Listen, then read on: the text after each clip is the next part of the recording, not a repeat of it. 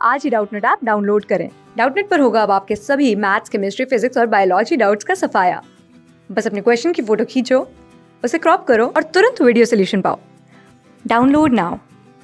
Hello student, welcome to Doubtnut. प्रश्न हमें दिया गया है कि निम्नलिखित गद्यांश को पढ़कर दिए गए प्रश्नों के सबसे उचित विकल्प को चुनिए।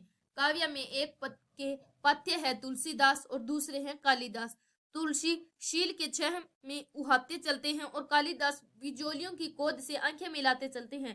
तुलसी में मलयस की तरह ताप निवारण की क्षमता है और कालिदास में लोहित चंदन की तरह उन्माद राग वर्धन की शक्ति है। एक तीसरा पन्य है केसर या हल्दी के रंग में मलयस को सशक्त करके तिलक देने वालों का। रागात्मिकता भक्ति के द्वारा दक्षिण और वाम पद के बीच सहज समाधान प्राप्त करने वालों का। इनके तिलक में बोकमा और सादगी दोनों होती है। सूरदास, हित, हरिवंश, व्यास आदि इसी पन्य के प्रणेता है। और एक चौथा चंदन भी है जिसको वैष्णव जन गोपी चंदन भी कहते हैं।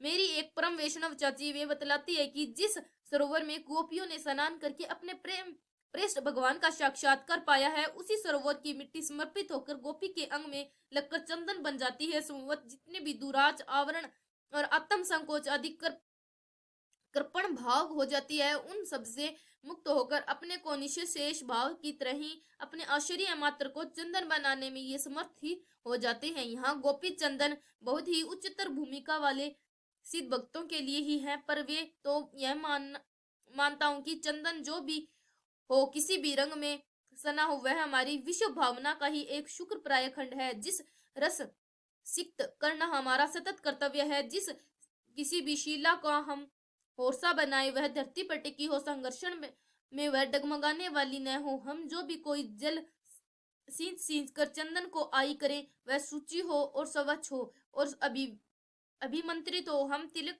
जो भी लगाएं, वह अर्पित चंदन का तिलक हो, स्वार्थ संघर्ष न हो, सुविस्तृत विश्व का सुरभित करने से जो बचा हो वही हम अपने सिर आंखों पे ले, इसी में हमारी भव्य परंपरा की अभिवृद्धि हो। हम सभी के अंतकरणों को सोमनस्य सनित्र ही तत्व हम ही चंदन है, हम ही पानी है और हम ही होरसा है, हम ही कटोरी है जिससे चंदन रखा जाता है। वह अर्वचनीय देवता है और हम ही अर्चक भक्त है।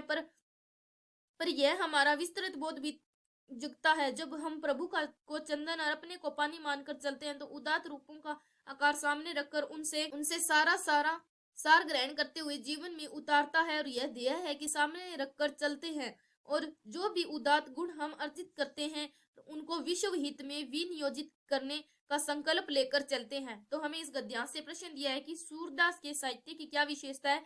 हमें गद्यांश में दिए गए है कि सूरदास की जो विशेषता है वो है रागात्मक भक्ति की। तो हमें इस प्रश्न के द्वारा 4 ऑप्शन दिए गए हैं। ए नंबर पे है सूरदास की साहित्यिक विशेषता है रागात्मक भक्ति, बी नंबर पे है बकीमा और सादगी, सी नंबर पे है दक्षिण और वाम का मध्य मार्ग। इन 4 ऑप्शन में से बताना है सूरदास के साहित्य की विशेषता है। तो हमें गद्यांश में दिए गई है कि सूरदास के साहित्यिक विशेषता रागात्मक भक्ति की है। तो ए नंबर ऑप्शन हमारा सही है, बी नंबर ऑप्शन गलत है, सी नंबर भी गलत है और डी नंबर ऑप्शन भी हमारा गलत है। तो हम लिखेंगे सूरदास के साहित्य, सूरदास के विशेषता है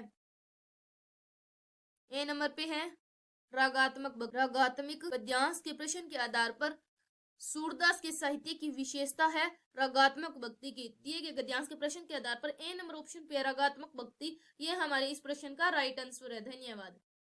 क्लास 6 से 12 से लेके नीट, IIT, JEE मेंस और एडवांस के लेवल तक 10 मिलियन से ज्यादा स्टूडेंट्स का भरोसा। आज ही डाउनलोड करें डाउटनेट ऐप या व्हाट्सएप कीजिए अपने डाउट्स 8400 400 400 पर।